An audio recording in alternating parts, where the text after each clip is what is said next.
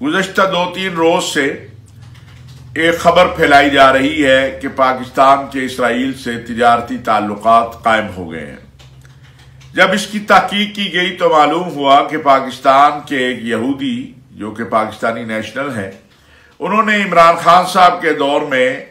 Israel जाने के लिए इजाजत मांगी थी, जो उनको दे दी गई थी। उन्होंने पाकिस्तान से कुछ सामान एक दोस्त अरब मुल्क मुंतकिल किया और वहां से फिर उन्होंने इसराइल ये सामान भेजा है। इस हवाले से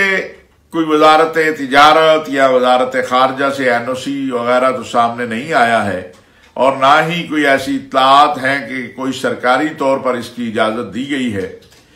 लेकिन फिर भी बहरहाल ये अमल जो है वो तमाम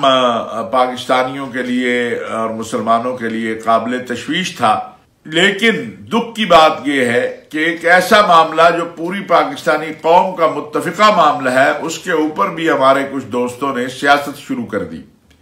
और हुकूमत को और मौलाना फजलुर रहमान साहब और उनकी जमात या दीगर जो हुकूमत के तायीद करने वाले जमातें हैं उनको मतून बनाना शुरू कर दिया। मैं नहीं समझता कि इस सारे अमल में हुकूमत का या हुकूमत में शामिल जमातों का या मौलाना फजलुर रहमान साहब का कोई अमल दखल है। एक शख्स ने पाकिस्तान से सामान तिजारत दिया, वो एक दोस्त अरब मुल्क में ले गया और वहां से उसने उसको इसराइल मुंतकिल किया, तो इसके ऊपर इल्जाम तराशी करना और एक मुत्तफिका मसले को मुतनाज़ बनाना ये अफसोसनाक है और इसका जिम्मेदार हुकूमत को ठहरा देना या मौलाना फजलुर रहमान को ठहरा देना या मुझे ठहरा देना, मैं समझता हूं ये उस मुत्तफिका